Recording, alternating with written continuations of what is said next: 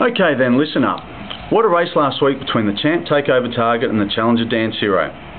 For mine, when Dance Hero skipped away by 3 lengths at the 300 metre mark, Takeover Target was gone. Never ever discount a champion though, they say. Reminded me very much of the time when Andre the Giant went bad and fought Hulk Hogan in WWF 3. All was gone for the Hulkster, with the Giant having him pinned for the second time.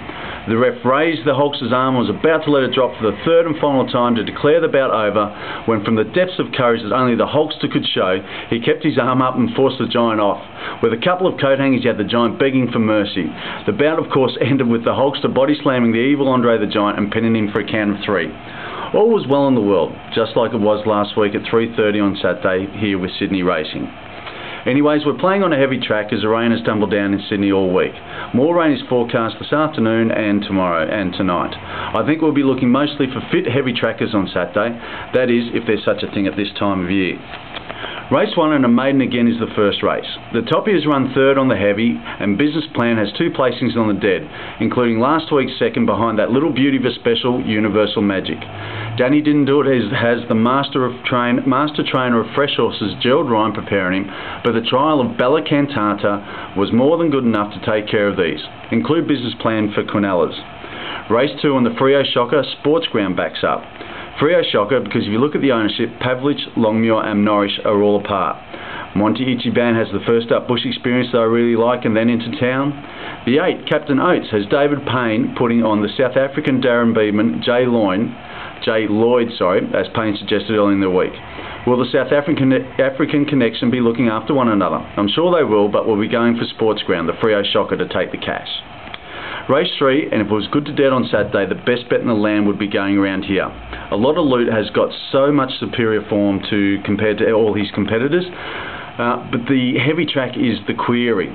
There might be a slight change of plans to his usual riding style, which is usually for him to ping to the front, and he will be ridden off the pace with his impost so that he can find his feet in the wet. I'm still going to tip him despite the conditions. Race 4, and Guillotine is the blue blood of blue bloods. He's by the Northern Hemisphere's version of Zabeel, a stallion called Monchu, out of Refuse the Dance. Refuse the who, you may ask? Refuse the Dance is the mother of Efficient, this year's Melbourne Cup winner. He is the obvious class and gets in okay at the weights. Take him with Julio from the Ryan stable, who goes well fresh and likes the wet, but Guillotine is the class. Race 5, there's not much wet form here and not much to like about this race. If you're doing a quaddie, go the field, otherwise if you're going short in a quaddie, perhaps 5 and 9. Race 6, and Dancing Havana has had the one go on the slope for 1 win.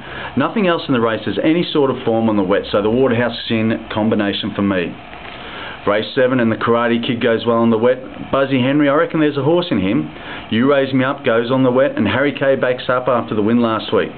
Last week I suggested if Harry Kay wins, get on La Signa Noir, which may have meant the Black Swan. I wasn't really sure. More like the bloody ringneck swan after I backed it last week. I like You Raise Me Up with the combination of Markwell and Cassidy. Might take it one out in the quaddie, I really like it. Nice race the last. Fleur Royale was very good last start, resuming just before racing stopped. Oakland Lad likes the wet and goes well fresh.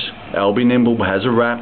Hurry Choice is out of the race. Inflated Ego with the claim for Nature Boy Jay Jones comes in very well at the weights. And Becky Roma has that South African Mafia connection. I think you really have to go Oakland Lad though. Okay, for specials, I think we'll go Bella Cantata in the first. The trial was very good and there's a bit of mail. And You Raise Me Up, the combination of Markwell and Cassidy with the wet track in the 7th race. I think that's one for us to go. Elsewhere around the country, in Melbourne, we like Mojo Pin, Tiger Prawn and I For One. Here's to you, here's to us. Enjoy.